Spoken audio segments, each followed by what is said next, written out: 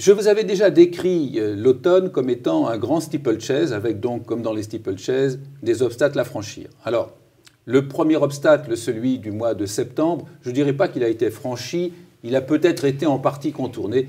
Vous vous en rappelez, c'était la crise syrienne.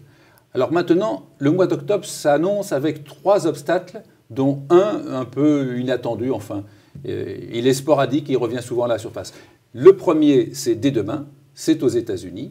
On va voir si les républicains et démocrates arrivent à se mettre d'accord sur le budget 2014, faute de quoi, vous savez que les services administratifs publics américains seront fermés à compter donc de demain, sauf les urgences évidemment. Tous les services de sécurité, eux, fonctionneront. Ça, c'est la première étape, le premier obstacle du mois d'octobre. Le deuxième, ça sera le 17 octobre. Alors là, c'est un autre volet, n'est-ce pas, des problèmes américains. C'est le plafond du déficit de la dette américaine. Le plafond de la dette américaine est fixé par le Parlement et il est revu régulièrement. Et comme le plafond actuel va être atteint vers le milieu du mois, les sénateurs et les représentants vont avoir à se prononcer sur son relèvement le 17 octobre. Et là encore, donc, nouvelle phase de négociation. Et puis, il y a l'obstacle européen. Alors là, il a surgi à la fin de la semaine dernière. Je ne dirais pas qu'il était inattendu, mais on pensait quand même qu'il avait été à peu près franchi avec des déclarations précédentes. Mais nos amis italiens nous surprennent toujours. Et vous avez vu que la démission des ministres du parti de M. Berlusconi fait que nous ne savons pas si le gouvernement obtiendra la confiance dans son passage au Parlement. Le Premier ministre, M. Letta, a, je crois, convoqué les parlementaires pour mercredi ou jeudi. Voilà, donc ça, ce sont les 3 obstacles du mois d'octobre. Je voulais vous parler d'abord de ça, pour vous dire ensuite que, par contre, depuis notre dernier rendez-vous, eh bien, tous les chiffres publiés au niveau économique, que ce soit chez nous en Europe et même en France, que ce soit aux États-Unis, que ce soit en Asie, que l'on regarde, le Japon ou la Chine ont été des chiffres positifs. C'est-à-dire que nous sommes toujours dans une atmosphère de reprise mondiale. Alors, ce n'est pas une reprise fulgurante, hein, bien entendu, mais néanmoins, les économies vont un peu mieux. D'autres indicateurs adjacents, comme par exemple ce qu'on appelle le Baltic Freight, c'est-à-dire le prix du transport des marchandises par bateau. On voit que cet indice remonte, ce qui est un signe que le commerce international se développe. Donc on est toujours dans une tendance à l'amélioration de la situation économique française, européenne et mondiale.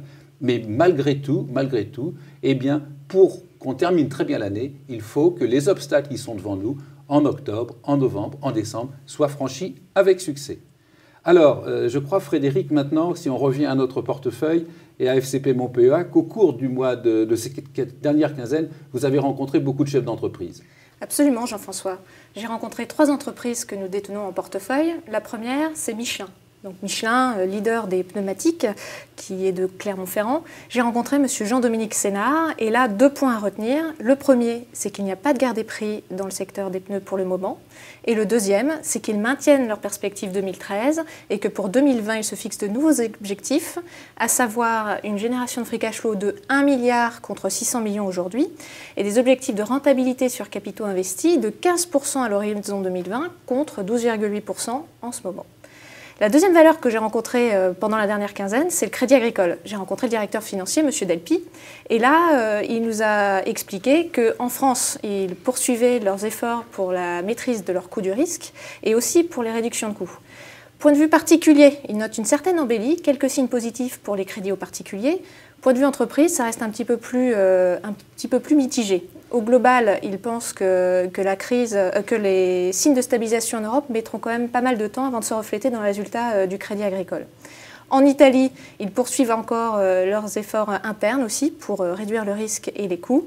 Et donc la prochaine actualité pour le Crédit Agricole, c'est les résultats du 3e trimestre. La dernière société que j'ai vue, c'est EADS. Donc EADS, j'ai rencontré le directeur financier, M. Willem, et donc quelques messages de la part de EADS. Le premier, c'est qu'ils ont des perspectives d'amélioration de marge significatives, puisqu'ils pensent passer de 5,6 à 10% à l'horizon 2015. Le deuxième, c'est le carnet de commandes et les prises de commandes, où là, on a des niveaux stratosphériques, puisque le carnet de commandes est à peu près à 635 milliards d'euros, et les prises de commandes... 635 milliards d'euros. C'est énorme. La moitié du budget. C'est 11 années 11 années de chiffre d'affaires et 97 milliards de prise de commande. Donc ça se passe bien pour eux.